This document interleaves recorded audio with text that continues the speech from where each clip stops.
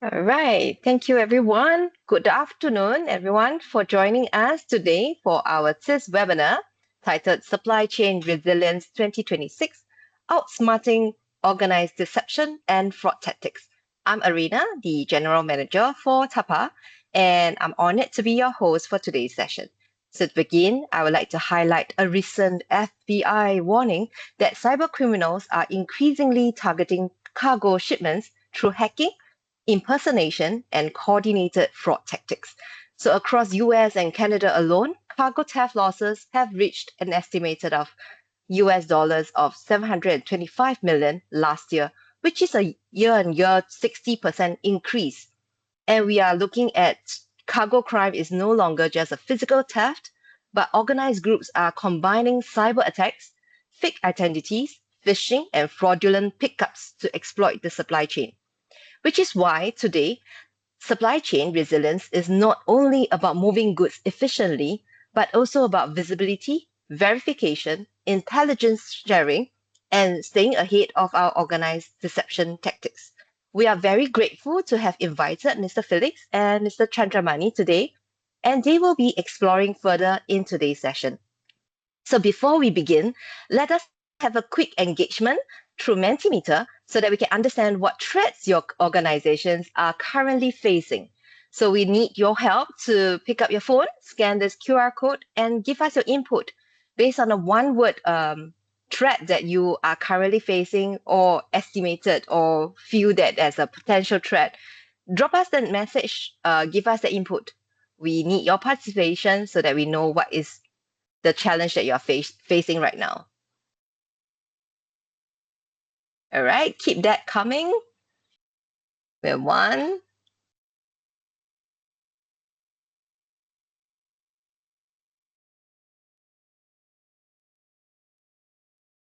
Okay.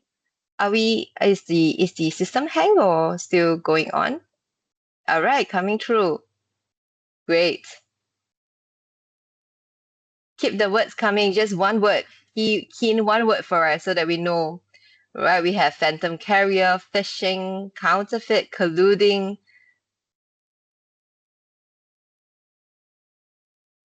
If you are not facing any threat, you can tell us no threat at all as well.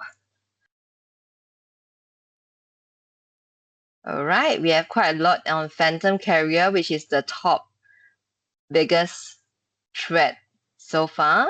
We have a lot more in our chat here, in our webinar here. We're waiting for more to come through. Insider, okay. GPS spoofing, great. Right. Kickback, all right. Identity theft.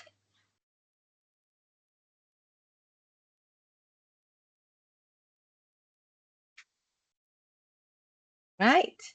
We have 18 scan, 19 scan coming through. Let's see. Subcontractor fraud. QR code scans. Okay, this QR code is verified. It is not a fake QR code. All right, let's see. The top one is still phantom carrier so far.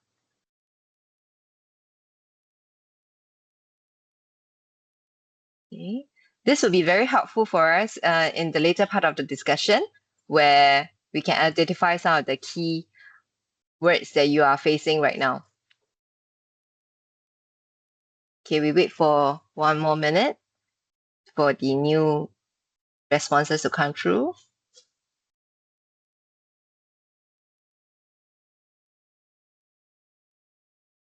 Unintelligent CCTV, that's very interesting.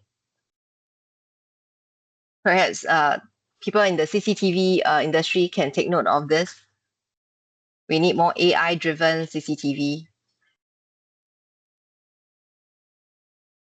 Okay, one more minute. Let's see. I think still the highest is insider, counterfeit, and phantom carrier. All right. Thank you everyone for the participation. These are very interesting responses and concerns that you are facing. So let's go into the discussion.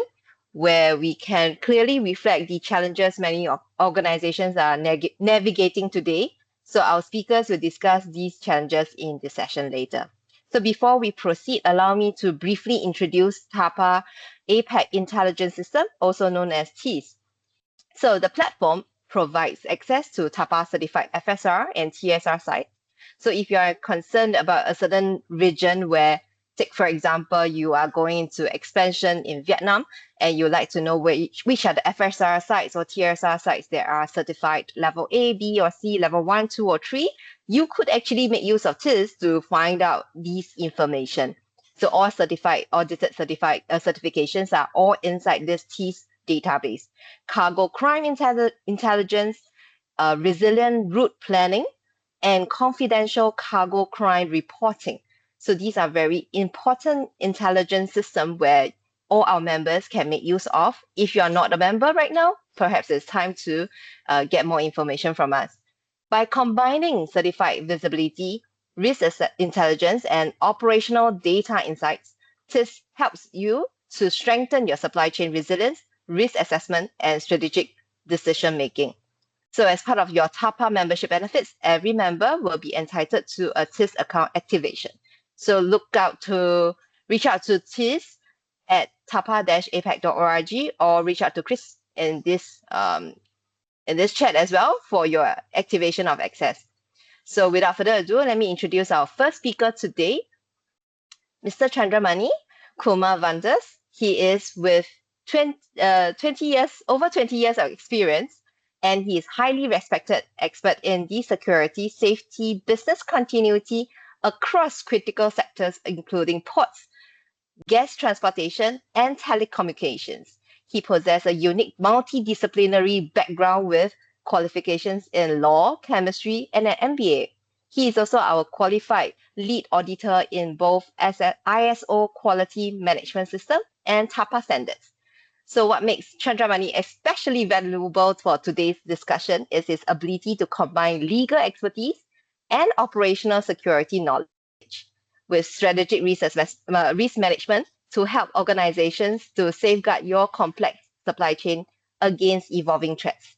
So without further ado, please join me to welcome Mr. Chandramani for today's session, Risk, Physical Hijacking to Strategic Digital Theft. Thank you. Thank you, Irina and Justin. Uh, Logistics itself, it's a very complex operations. We had so many people, so many organizations stitched very well together, and everybody has a role. Everybody needs a piece of information, but they all are very different. And in logistics, what a specific person or a specific organization needs to know, that is very, very important. And there have been a lot of efforts which have gone through, uh, but still it's a very, you know, continuous kind of journey.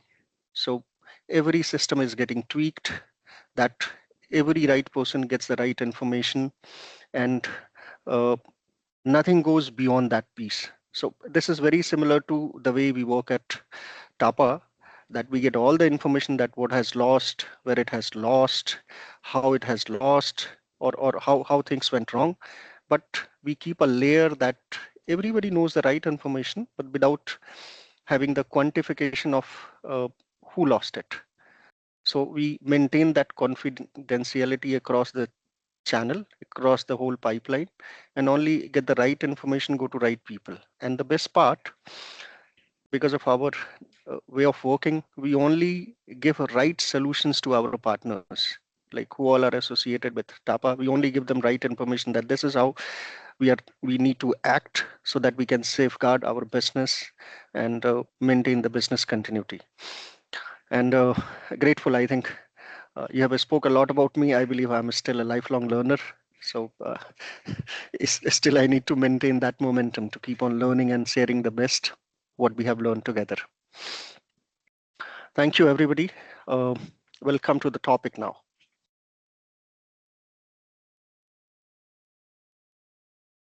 So this has been a journey. We used to work on physical papers, personal verification of people through internal or external parties. That's how the world used to be prior to 2020 or the COVID era. When the COVID came, we all need to learn how the new world will work. And the way we learned it, that how the logistics has to run, the other party or the wrongdoers, they also learned how to do things in a very different way. Especially in 2020, uh, since people were not physically present, everything was happening behind the scene. So a lot of fraud and asset misappropriation started featuring in. The very valid reason why it happened. So every organization started looking at it like what went wrong, why it suddenly started cropping up, and they all took some time to realize it, a quarter or more. Like those who have a very established loss prevention systems or loss prevention department, they realized little early than others. And most of us realized that we learned how to go online, but we our systems were never been protecting us in that way. So there have been like weak internal controls and still a lot of reliance on manual processes. You want to verify somebody, you don't know how to verify, where to verify, because a lot of things were on papers. So if you look at like certified fraud examiners association reports, there have been like 0.2 million losses per case, and there have been like in a pack region more than 2,000 odd cases which had billing frauds, corruptions. So it was a mix of two things. Internal controls very weak, and internal controls, when I say that, how to verify the supplier, how to verify the other business partners, everything was pretty weak. And those 2 years people couldn't do much. And 2020, when people entered, uh, our adversaries also learned new way. They created synthetic identity, unlawful brokerages, and related pieces. And what happened all across because of this is there have been digital onboarding, which was like a, a real vulnerability in systems. KYC of those organizations, it was happening like you produced a piece of paper and basis that is has happened, and that too online, and those papers were not real. And a lot of digital platforms come into picture wherein a lot of data exchanges were happening, and those fraudsters exploited those online platforms. They created fake logistics firms, they diverted shipments, and on average, the cost per loss was approximately like $40,000 each. So that was a huge impact. And that was the time when organization learned it big way how to relook at their uh, digital verification and KYC related aspects. It took another 2 years. By 2024, the whole world saw AI related aspects, and everybody was going big way in AI. And that's where the wrongdoers also learned that this is a great tool to use it. And AI related forgery, cargo thefts all started barging in. There have been invoices, fake credentials, all of this bombarded all across the industry. There have been a case in India wherein like approximately 4 million plus value cargo was missing. And that all happened because of forged documents and some piece of insider collusion. 2025, again, cyber related crimes started popping up, and there are a lot of counterfeit infiltrations, and uh, premium array like insurance premium array like bleeding organizations, and there are a lot of reputational damages which came back to organizations. If I look at our database on TAPA, we had like approximately 500 cases of cargo crime related incidents, then counterfeit cases, and the loss was amounting to like 30 million. And that was something huge. 2026, the world again evolved. There have been deep fakes. There is somebody who never existed, who never did those things, but his deep fake and synthetic identity was in front of people. They couldn't differentiate between those deepfake people or original ones or the organization representative. This fraud has become systematic. There have been like blending and cyber intrusion, and this all resulted in integrated attacks on chains. This, if I compare it with year-on-year jump, there have been like 140% year-on-year, and there has been a lot of such things which has happened in those 6 years. Uh, Thanks, Chris. If you look at that, which sectors have been affected badly? So the food, drink, gas, this all this has been reported on our database. This has got a huge contributions, and there have been cases in Bangladesh like $47 million have been lost, and similar has been across the geography in Vietnam, Pakistan, Philippines, and all of these the organizations were trying to catch up. Technology evolved big way, but when it came to implementation of those technology back into the systems, that's where the biggest lacunas arising. And if you look at the picture, you'll find uh, there have been a lot of cases in India, uh, across the board on China, Myanmar, multiple places. And in few of the cases, if you look at Pakistan, there have been like multiple cases with similar kind of cargo profile, and organization couldn't realize that how to stop it. So they realized when customer reported back that there is something wrong, you have dispatched, I haven't received, and that's how this all has cropped up. What it predicts us that the whole supply chain has to get completed in a loop. Once cargo has reached to the customer, the respective transporters has received, given the e-way bill, back to confirmation, till the whole cycle gets concluded, till the time you don't know that what has happened. And that's where the system has to be plugged in a way that entire chain has to be completed, because you don't know that which chain has got a poor link, which is resulting in all those cases.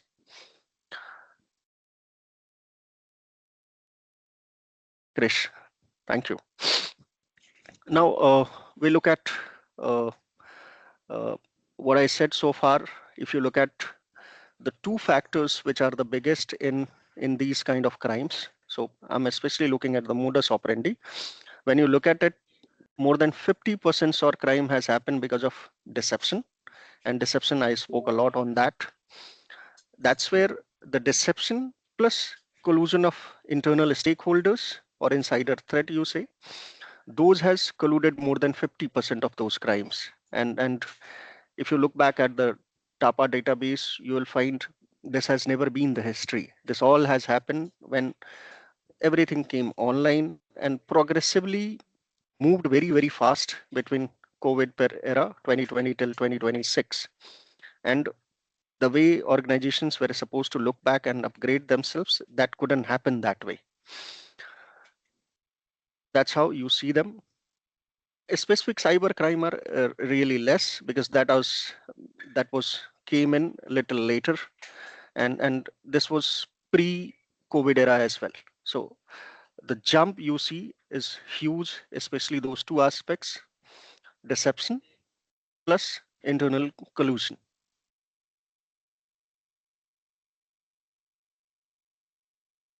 Now, this is very interesting.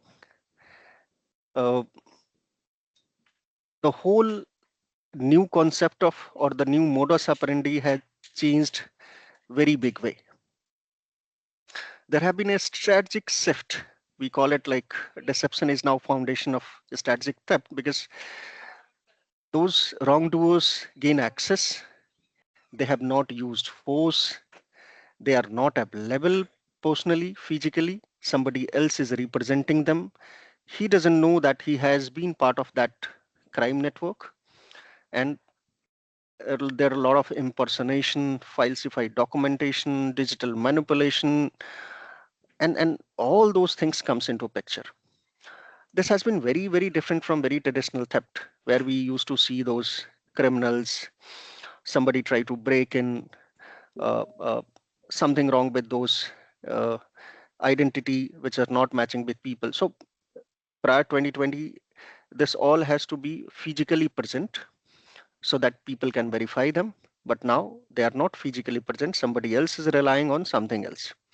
And the whole concept was on deception and manipulation of trust. So those two things become made it very, very difficult to detect and trace those people. And how they used to do that.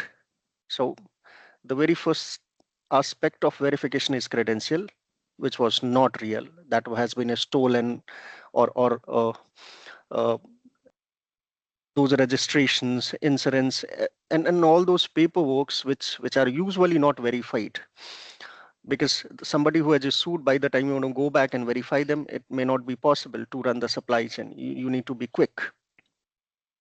Fake registrations, the logistics firm is fake. It has erupt online. It is available when you want to look at them. Similar cloned sort of websites, stolen very similar kind of branding, so that you just saw them and realize that, oh, it's fine, it is very real. You don't get into a second thought that it may not be a real. Some impersonation, like a trusted carrier, or somebody who's hiding behind it. And then whenever a load is assigned to them, there could be a fake driver with false documents, fake pickup. And finally, when the supply chain is closing up, you realize that all those identity are like nowhere, and a cargo vanishes. Like, they have been sold across here, there, and counterfeit supply chains, resale markets, here, there, and everywhere. So that's how the new modus operandi of things worked across the supply chain. Now I'll come to the conclusion point of this slide. So what was that formula which is being used by them? So it was always anonymous identity, which was very similar to the last one. Now, all this deception which was happening, they had three very particular aspects of things. The first is identity, so that we realize that he is a right person, but that was not the real identity. Starting all the three aspects, the organization was fictitious. It was available online, but it was not verified. The transportation which was happening, their identity was different, because there was a middleman which was walking behind it. The vehicle registrations, the drivers who were approaching, their identity, the loaders which came along, again. So the whole collage of things had very different identities, and each one of them have been dependent on each other, that somebody else could have verified them, but they were not real. They were never existed. They have been stolen, they have been manipulated, they had used similar credentials, but they were not the actual ones which was supposed to be. And when people realize it, when everything was gone, when they reported, when the customer reported that something has not reached, or it was not exactly what it is, then they realize. So in the whole supply chain, it is not customer who always receives the goods. It's like many other organizations, many other warehouses, many other customers who receive those goods on behalf of customers. So by the time it gets back reported, then they realize that something wrong has happened. Now, this whole gamut of things is something, when everything is gone, then it comes to report that something wrong has happened, and then the whole verification starts. Now, coming to something very important, uh, double broking. So there is an organization which acts as an supply chain partner, who gives a impersonation that I'm existing. I'll pick up the goods, I'll deliver it to XYZ places, and I'll do XYZ part of it, which is transportation, or temporary storage, or all those things, but they never existed. They reach the location, The person who has reached is very different. So this whole impersonation works in double broking. Somebody who did this, he never existed at all in the supply chain. Now, I'll come to the new word which is coining up very well, that is phantom fleet. Here, this word is very new in the new in the whole supply chain. Here, he's like a real phantom who is there, but he doesn't exist at all. His he's a pure fabrication. He's a pure fraudster. He creates a fake load, he creates a fake carrier, he creates fake invoices, and he only receives the amount of money and then he's nowhere. He'll act as somebody who's creating those freight boats, digital platform, and make sure that somebody else get the load. He will make the whole supply chain believe that he's engaged, there are right carriers in place, and the carrier who actually picks up the load, he knows that he has picked up the load, but when the shipment comes, he doesn't get the shipment, somebody else get the shipment, somebody else does the cargo movement, but somebody else has picked up the amount. When the person who actually does the movement, when he comes with a bill, then it is being realized that his bills are unpaid, he didn't exist it. And this leads to a collateral damage here, there, and everywhere. And this loses the confidence in the whole supply chain that it is supposed to be a very neat and cleanly stitched process. But on actual ground, it creates a lot of uh, misunderstanding, faith, or the customer reliability. Everything goes for a toss. So this combination was very fictitious, very vital for organizations to look back and make sure things doesn't go that way. Now, what is essentially required to be done? Now, there have been more than 100 plus cases in India itself where have been uh, GPS spoofing and those things have been reported. Now, the new technology which is enabling us just not to be dependent on one GPS, there have been hybrid technologies which exist now, and it gives a correlated location. They verify the location from very different sources and make sure that the location which goes back to the tracking people, that is right. They keep on validating locations through just not one single satellite from multiple sources, whether it's Wi-Fi, Bluetooth, other devices, and every other possible sources which can give him exact location or the most appropriate location. Even if the satellite network goes off, still they can give the most appropriate location. And here it is very important, the GPS devices which are installed, they are isolated and they are structured in a way that they doesn't get interrupted because of any other spoofing devices. Now, second very strong pillar which stop all those things, that is multi-factor authentication. So anybody who gets access to the system, his every single credential which is used to gain access to the system, and basis that uh, every other aspects is being decided, like who will get the information and how much information he'll get. So that identity of email ID, telephone numbers, user IDs, these things has to be a multi-factor authentication. Like single email which have been given an access has to be verified through multi-factor authentication. Maybe if it is sensitive, critical, then it will be done quite a bit more frequent. If it is not so critical, maybe once in a quarter or something like that.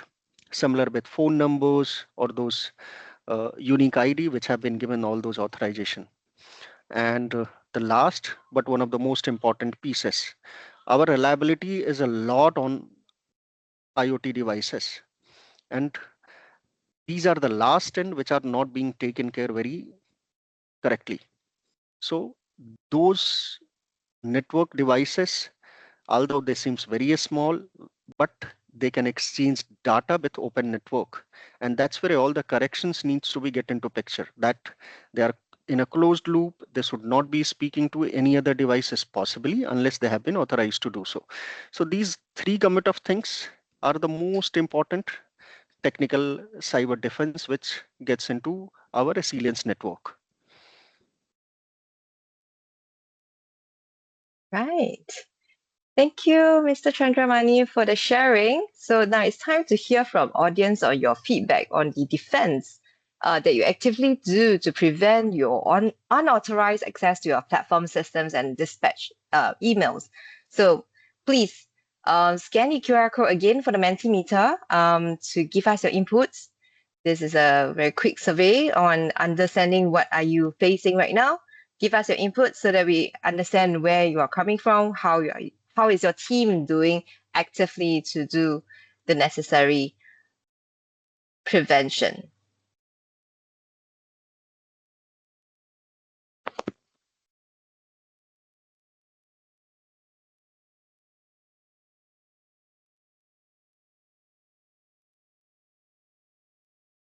Can we get our inputs?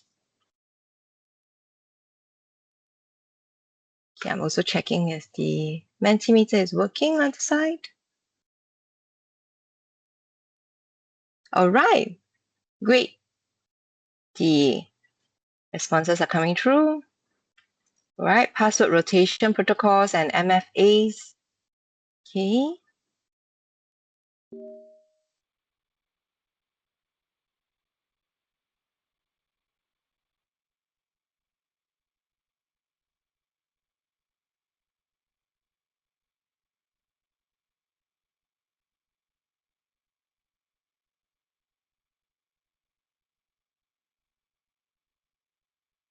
All right.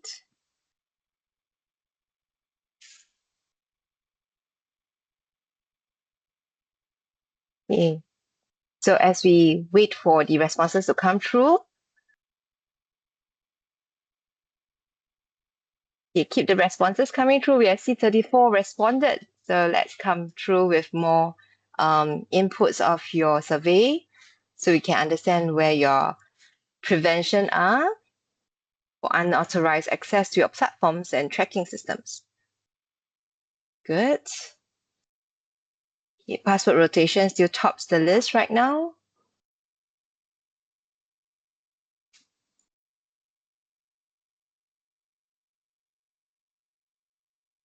Okay, we'll hold on for one more minute.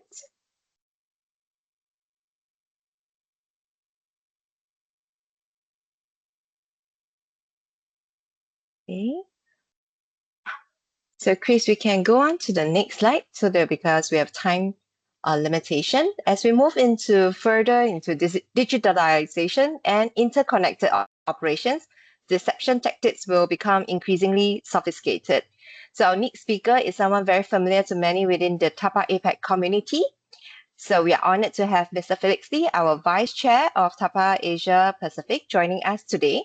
So he is a very seasoned security and risk management professional with over 25 years of experience in food, retail, automotive, and logistics industry. He has been a key contributor to the growth and development of our TAPA standards across Asia Pacific since 2002, including leading the first Chinese language TAPA training program and supporting the expansion of the Train the Trainer initiative across the region. So beyond operational security, Felix has consistently championed supply chain resilience, industry collaboration, and sustainability through his leadership and thought engagement across the industry. So please join me in welcoming TAPA APAC Vice Chairperson, Mr. Felix Lee, as he presents the Identifying the Red Flags, Spoofing and Fake Invoices Deception. Thank you, Felix.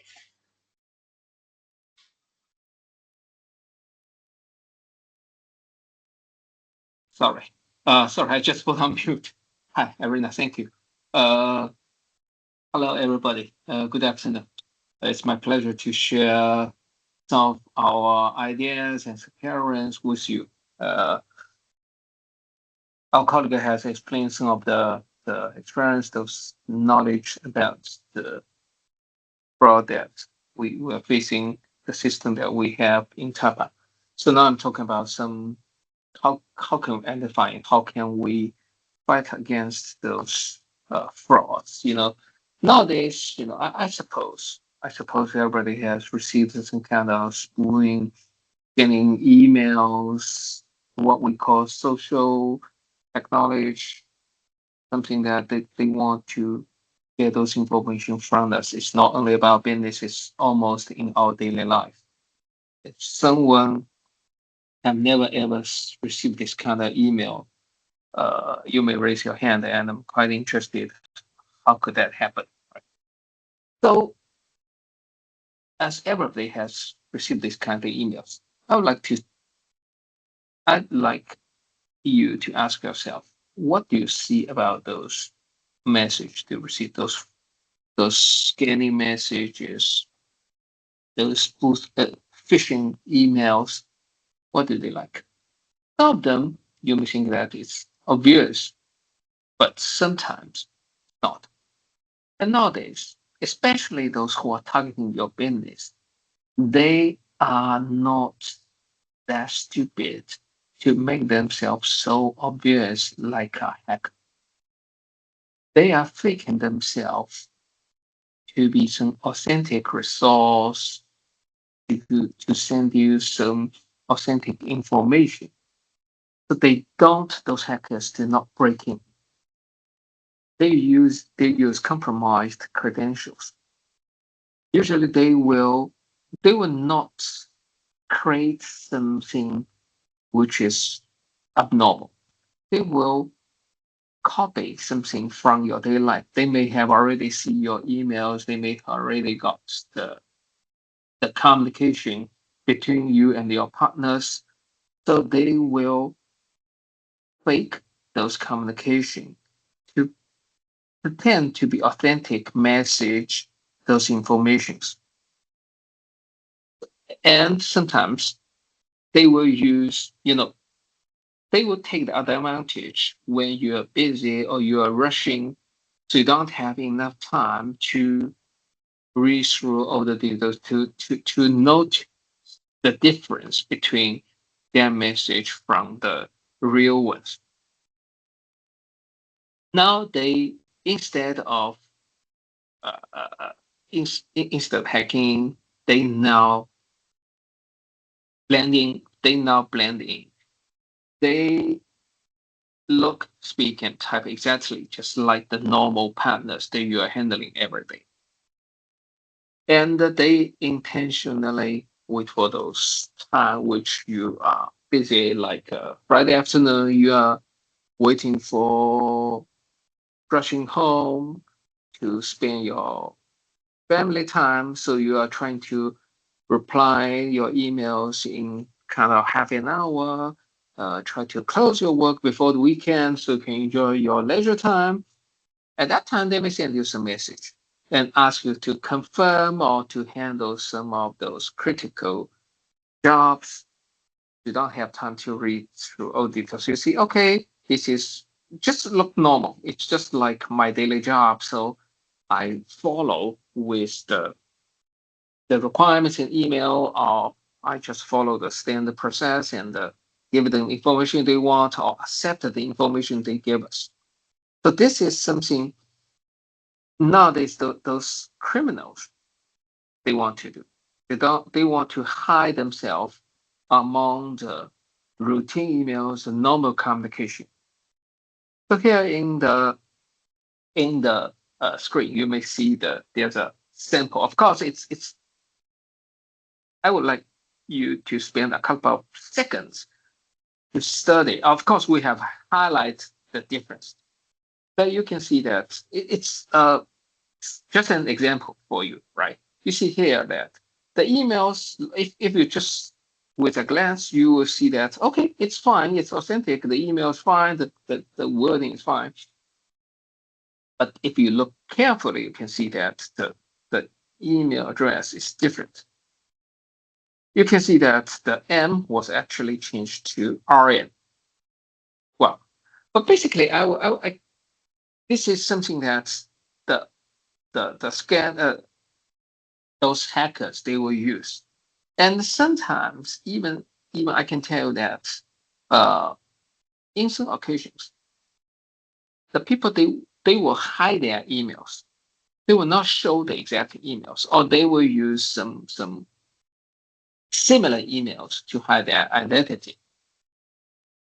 So this is one of the simple. Of course, the letter, the contents of these emails look same, but basically, if you read a false email, a fake email, the contents will slightly different. They will use slightly different information to let you reply or to send you false information.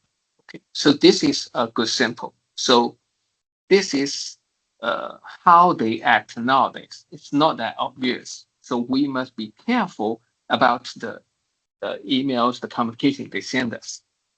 Okay. So next slide, please. And sometimes the dispatchers, they may also, I remember that before our we start the topic, we collect some of the feedbacks from audience. They mentioned about the suppliers, some issues. So here, sometimes the dispatchers, they may not have the capacity, actual capacity they claim to be. So this is something that we need to check carefully, especially where we can, I've been working in logistics industry for more than 10 years, about approximately 20 years. But sometimes we may use for some remote cities or rural areas, we may not use the the big company, big vendor or second layer suppliers to do the job. Sometimes we have to use some local vendors which who claim to be quite powerful, quite sourceful in the region, but sometimes they don't. And they may use third layer or even fourth layer subcontractors to do the job for them. That will cause some uh, risk to our job because you never know who actually do the job for them. To do the delivery job or pickup for them. You never know who is the driver. You never know who owns that truck. So this is something that we need to be careful. If the carrier think that they carrier they claim that they have the capacity capability to handle your freight, sometimes you need to, if it's not a very big company, a well-known supplier in the industry, it's very necessary to search, to seek information about their background, how they run the business, what we could kind of due diligence. We need to background check on those vendors to see what exactly they can do. It's very important that we don't give those unauthorized or incapable vendors to handle our valuable freight. And more importantly, we need to understand that they have their own truck, they have their own drivers, which they have conducted background check, they have good maintenance, they have good security protection on them. So this is something that it's not only about sourcing, it's also about the how our procurement team, our purchasing team, and operation team to pick their vendors, or especially in those small areas.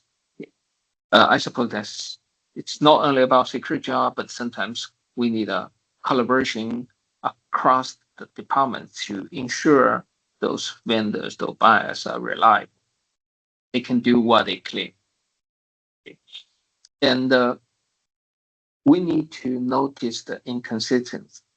If if they let's see their background. If they claim they can do that, they can cover this area. We need to see how how's their background, how's their historical service in the area. We need to check with some of maybe other clients, other customers, And we even sometimes, like myself, when I work for a famous 3PL, sometimes I just jump in a local driver's cabin and follow those the route to talk with the driver and get some of the details from them. Sometimes they can give you some more information.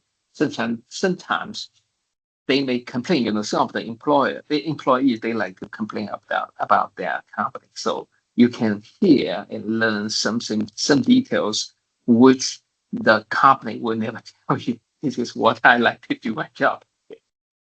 So this is something that we need to be careful about our supplier, our operator in the area. So next slide, we are going to talk about the payment. This is something is also about based on my working experience, because I work for big companies like DHL and some big high-tech company and automotive company. Usually we outsource our supply chain services or to those big player in the market. And the payment is usually done in a very formal way. It's like a monthly payment, and we have a bank connection with all the details. But sometimes when you have some ad hoc service and some local service by a local small supplier, then the payment could be dangerous for us. Sometimes it's you may receive an invoice or some payment details from the supplier about the account information, the details. We should be careful about the information from. We have talked about the email address, and we also need to be careful about the information in that email, in that invoice, in that receipt, this kind of details. Here we also gave you an example. It's also that something that we need to check out the details, like the account number or the email address and the contact person information, phone numbers. So here the suggestion here is that basically I can tell you that all my own experience or my experience with my previous employees is that when we make the payment, we have some check process. We don't do the payment just based on the invoice or the email they send us. Basically, we would do what we like to do is that we will do it beforehand. Once we sign the contract with a vendor or we have a purchase order, sometimes it's not contract, but it's a purchase order to a supplier. What we do is we ask them to provide us all those information in a formal way. That will be done during the business negotiation, and once we confirm the service, then we will ask them with the contact person. They will send us all the information. Then we will double check this information. Sometimes with the bank, because when we include, I don't know if you have the similar system, because nowadays all the payment is done online, either in bank's websites or in even a mobile application. But when we insert the bank account, the beneficiary name, the bank will tell us if it's authentic or if it's wrong. If it's wrong, the money cannot get into that account. If it's wrong name and the wrong account number, if it not fit, then the money will not get into that account. So what we do is that we will input this beneficiary information in our bank account and save that message. So every time we make the payment, we will not just input the information that we received via email. what we do is that we'll double check and we will make the payment based on the, keying the system and just keying the beneficiary and the account number and all the information will pop up directly. And we just put in the amount. Of course, before we put in the amount, click the send or click the transfer. There's a whole process to verify from the business units to the financial team, from accounting team, and with some kind of VP's approval, things like that. Okay, so this is something that how can we handle this payment?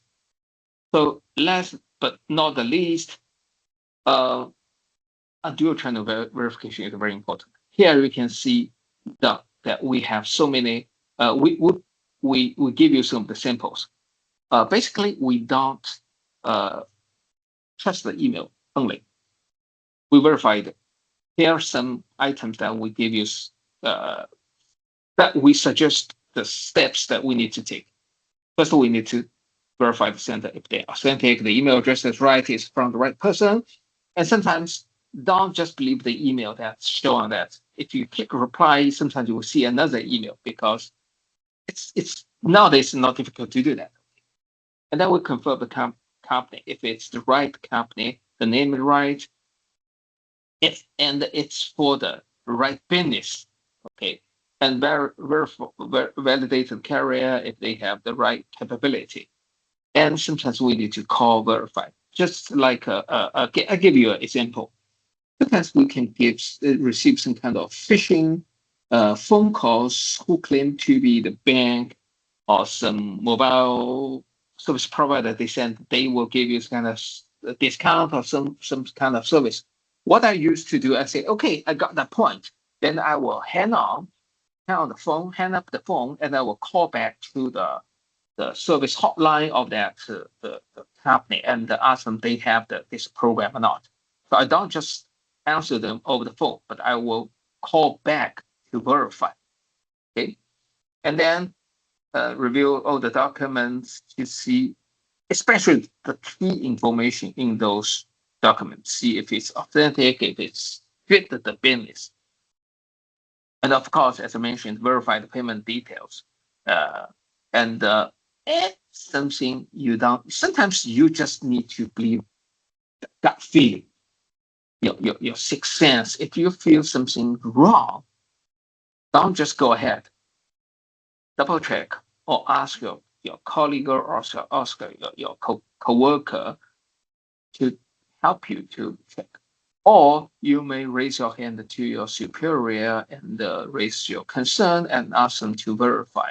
Sometimes you need your accountant to help you, your financial team to help you. Sometimes you need the operation to help you. But anyway, if you have any problem, speak out. Say what in our secure world, we always say that see something, say something. But just don't go ahead if you feel something wrong. Okay. So this is something that those items I can share with you. And I think it can help you to understand. Let's see what kind of question you may have. Erin, I'll give it back to you. Thank you. Thank you, Felix, for the sharing. So we go to the next part. For those who are familiar with TAPA standards, you will know that our standards are designed to work together across the entire supply chain ecosystem, covering facilities, transport operations, cybersecurity, risk management, and business continuity. So in the whole environment of the warehouse logistics security environment, we are looking at all the physical and cybersecurity are not working independently, but together. So if cybersecurity control are weak, the operational visibility is compromised. If transport logistic security processes are weak, henceforth technology alone cannot prevent losses or cargo diversion. So this is why integrated standards matter, and we will continue to evolve with the supply chain's evolution. So we are excited to further strengthen this ecosystem with the upcoming launch of air cargo standards at the end of this year, and also integrated audit standards, which will be coming up at the end of the year as well. So we look forward to having everyone to join us in having a total TAPA standards to protect your end-to-end supply chain. And if you have any other questions regarding our TIS or TAPA membership, do reach out to our via email or reach out to us via WhatsApp. We have a WhatsApp channel here. So keep in touch. Have a good day and goodbye.